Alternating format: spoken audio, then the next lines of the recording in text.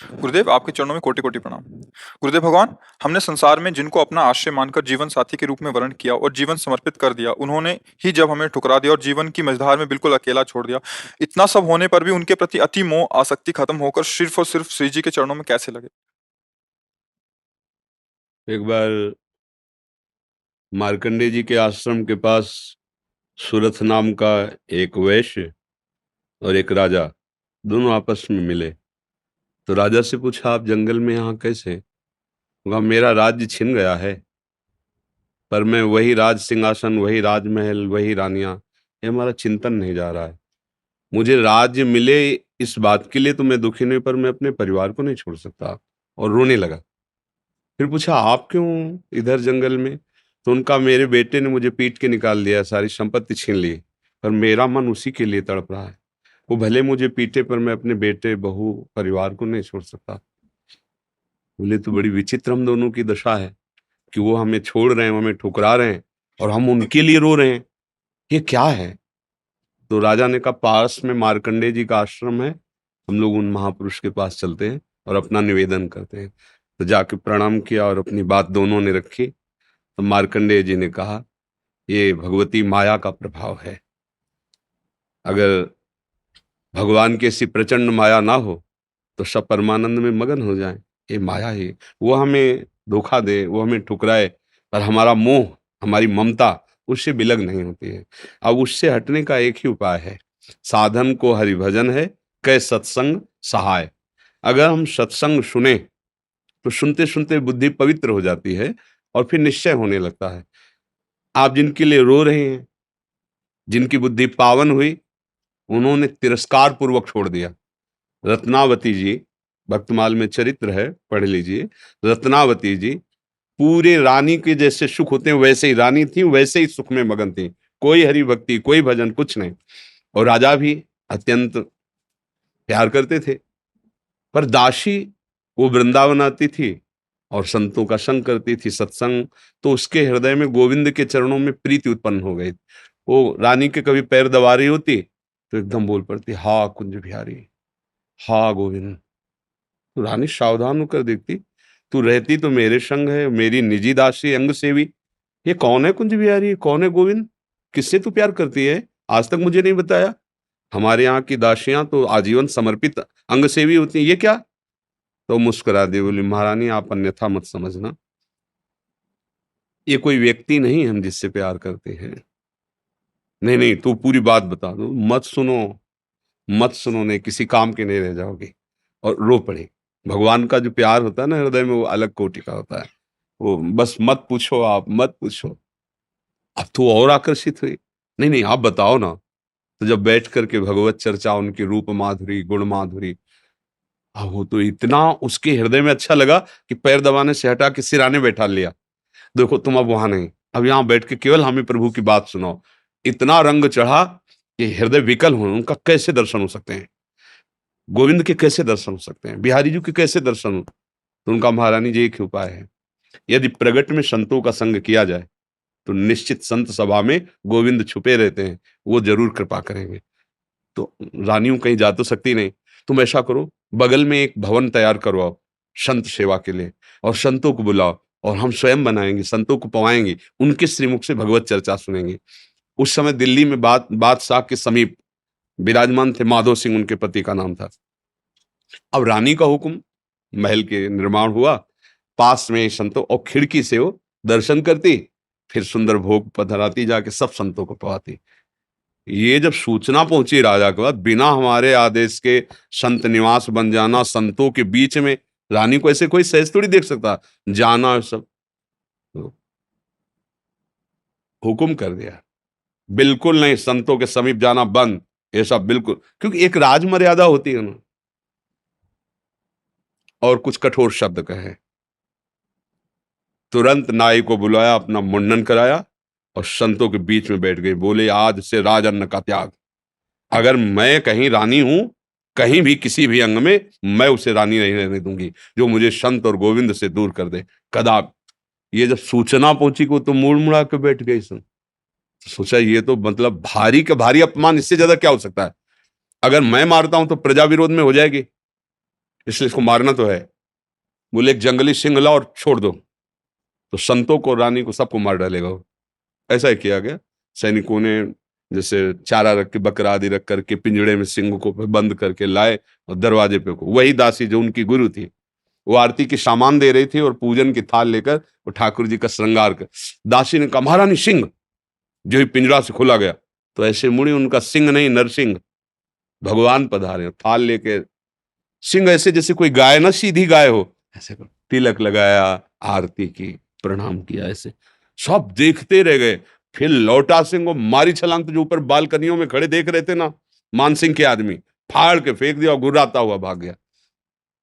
अगर हम अपनी भक्ति के रंग में आ जाए तो फिर हमारा ये माया मोह संसार नष्ट हो सकता है, अन्यथा हमारे शब्द तो जरूर अच्छे नहीं लगेंगे, पर सही पूछो तो कृपा है जो असलियत का पता चल रहा है। यहाँ कोई किसी से प्यार नहीं करता। अपने सुख स्वार्थ की जब तक पूर्ति लगती है, हमारा मन जब तक राजी है, तब तक हमें आपको प्यारे कहते हैं, अपना प्यारा बना लेते हैं। और जब हमारा मन कहीं और राजी हो गया तो आपकी तरफ देखते नहीं। संसार का ये स्वरूप, पर मेरे प्रभु का ऐसा स्वरूप नहीं है। सबरी मैया कोई ऐसा थोड़ी बहुत रूप ऊंचे कुल की, ऐसा नहीं था। सबर जंगली जातियों में आती है उनमें, लेकिन भगवान की भक्ति से बड़े बड़े ब्रह्म ऋषियों के आश्रम में भगवान नहीं गए, सबरी माता के। भगवान ये सब, संसार यही सब देखता है, तुम्हारा रूप, तुम्हारा गुण, तुम उसके काम के लायक हो कि नहीं हो। अगर स्वार्थ की पूर्ति लायक नहीं हो तो कोई भी हो, हट जाओ या वो मार डालेगा। संसार का स्वरूप है, कोई न कोई नाटक करके तुम्हें नष्ट कर देगा संसार। लेकिन हमारे भगवान कैसे भी नीच, पतित, अवगुणी, कुरूप, बिल्कुल मूर्ख कैसा भी हो, भगवान उसे अपनी गोद में ले लेते हैं। तो एक ही उपाय है, भगवान के चरणों का आश्रय लेना, वही परम पति हैं। देखो मीरा जी ठसक से कहती, मेरे तो गिरधर गोपाल दूसरा न कोई। और ये कभी धोखेबाज नहीं है, कभी धोखा नहीं। हम सही कहते हैं। अगर हमें जैसे बचपन से लगे रहे ना, हमें बात समझ में नहीं आती ना, तो हम ये जरूर माइक से कहते हैं कि भाई देखो, भक्ति करना ठीक है, पुण्य है, मंगल है, लेकिन हम अपनी छाती की बात कहते हैं, अभी तक कमी हमारी और कृपा उनकी डुबो रही है। बस अगर कहीं कमी है तो हमारी कमी है, उनकी तरफ से कृपा ही कृपा, दुलार ही दुलार है। ये सच्ची मान लो, अगर कोई प्यार करने वाला है तो प्रभु है। आप कहोगे दिखाई नहीं देते हैं, आपने अपने को देखा है क्या? अगर प्रभु से देखने पर ही प्यार करते हो तो आप अपने से प्यार करते हो ना? देखो ना, आप अपने से प्यार, आपने अपने को देखा है क्या? आप तो शरीर को देख रहे हैं, बिना देखे भी आप अपने को बहुत प्यार करते हैं, आप अपने आप को बहुत प्यार करते हैं। अगर ये पता चल जाए कि हाँ कैंसर हो रहा है और आपको क्षति पहुंच जाएगी, तो आप यहाँ से कटवा देंगे। अपने आप से ज्यादा प्यार आप किसी को नहीं करते, टांग कटवा देंगे आप। अगर ऐसा लग जाए कि अपने को बहुत अशांति, जीना मुश्किल है, आप क्या करेंगे, कैसे मुंह दिखाएंगे? तो आप जहर खा लेंगे, फांसी पे चढ़ जाएंगे। मतलब समझिए, पर आपने अपने को देखा नहीं, जाना नहीं, फिर भी आप बहुत प्यार करते हैं। जो कुछ भी प्यार करते हैं अपने लिए करते हैं, अपने आप से बढ़कर आप किसी से प्यार नहीं करते। पर आपने अपने आप को नहीं जाना, तो फिर तुम उन्हीं के अंश हो। जब तुम अपने को नहीं जान पाए, तो जैसे अनजाने में आप भी अपने से प्यार करते हो, ऐसे ही शुरू कर दो प्यार प्रभु से, और उनके तुम हो, वो सामने आ जाएंगे पक्का। ऐसा नहीं है तो अब विमान से उतरते हैं, ऐसे दोस्त की तरह मिलते हैं भगवान। पर बस यही है कि जैसे आप कहो कि हम राष्ट्रपति से हाथ मिला के आ रहे हैं, प्रधानमंत्री से हाथ मिला, तो गांव का आदमी से प्रधानमंत्री से तुम कैसे मिल सकते? क्यों नहीं मिल सकते? भारत के नागरिक है, हम अधिकार पुष्ट करें अपना, और जरूरत दिखाएं तो हमें मिला दिया जाएगा। ऐसे हम अधिकार पुष्ट करें और चाहत हमारी प्रबल हो तो हमें भगवान मिल जाएंगे। वहां तो किसी की सिफारिश की जरूरत नहीं, खुद हमारे हृदय की बात सुन रहे। एकमात्र भगवान के चरणों से ही हमें शांति मिलेगी, वही हमारे हैं। दूसरा तो सब छल हो रहा है, माया का पर्दा पहन करके हमारे साथ छल किया जा रहा है, हमारे समय को नष्ट किया जा रहा है। सत्य बात है, न हम स्त्री है न पुरुष हैं, हम भगवान के अंश हैं, और उनका भजन करके उन्हीं को प्राप्त हो जाए, यही हमारे जीवन का लक्ष्य है। हम तो बड़ी कृपा मानते हैं, जब प्रतिकूलता मिलती है, कोई अपना नहीं होता ना, तब कृपा समझ में आती है कि बहुत कृपा है। नहीं तो इस मोह जाल में फंस कर पूरी जिंदगी बर्बाद हो जाती है। अब सावधान हो जाओ, अब निकल जाओ। पर इधर का रास्ता चलना थोड़ा कठिन है, इसलिए कुछ भी हो जाए फिर इधर नया चुन लेते हैं, नया मित्र चुन लेते हैं, नया घर चुन लेते हैं, नया वर चुन लेते हैं। बस इधर ही वो खोज शुरू की है ना अनंत जन्मों से। वो ये नहीं समझ पा रहा कि अंदर बैठा है, कह रहा लौट आओ, हमसे मिल लो। पर हम लोग बाहरी खोज कर रहे हैं और वो अंदर ही बैठा है। घर के अंदर प्रीतम बैठा हमारा इंतजार कर रहा है, हम दरवाजे के बाहर भटक रहे हैं उसको खोज उसी को रहे हैं। जो सुख है, जो शांति है, जो आनंद है, वो प्रभु ही हैं। उन्हीं के लिए हम खोज रहे हैं, पर उनको ना मानकर, ना जानकर अन्य रूप, अन्य भाव में, इसीलिए हमें शांति नहीं मिल रही। मुझे लगता है नाम जप करो, सत्संग सुनो और प्रभु को अपना मानो। फिर वो जैसे जीवन निर्वाह करवाएँ उनके ऊपर छोड़ दो।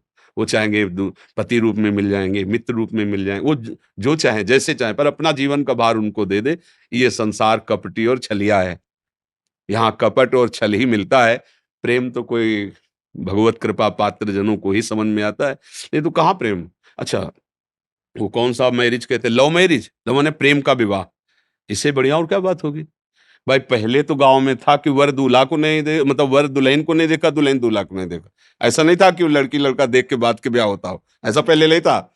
गाँव में तो माता-पिता तय कर लेते थे, हो जाता। मतलब प्रेम का मतलब आपने चयन किया दोनों ने मिलकर। ये तो बढ़िया बात है ना। अब आपका मनमुटाव तो होना ही नहीं चाहिए, क्योंकि दोनों ने प्रेम विवाह किया। मतलब दोनों ने चयन किया और 1 साल बाद तलाक हो जाता है। भाई कैसा प्रेम विवाह? वहां तो न वर को देखा था, न दुल्हन को देखा था, माता पिता की मर्यादा में आकर ब्याह किया और परिवार सुसज्जित मंगलमय आजीवन निर्वाह करते हुए पूरे घर की सेवा, परिवार की सेवा, पति की अधीनता, पति पत्नी को ही अपना सर्वस्व मानते हुए ऐसे ही भाव से आज हमारा क्या वातावरण हो रहा है?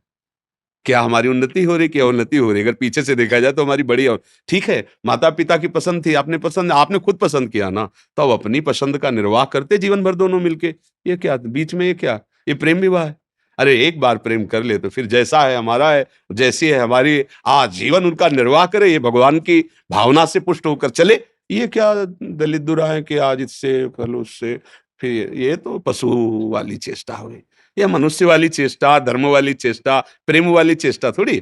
प्रेम का है कि भगवान ने एक बार विधान बना दिया गृहस्थी में, हम उसी विधान में संतुष्ट रहकर धर्मपूर्वक पर न सत्संग है, न शास्त्र स्वाध्याय है, न भजन है, तो ये बातें सब लिखी हैं, दिमाग में नहीं आ सकती। हम ऐसे आचरण नहीं कर सकते।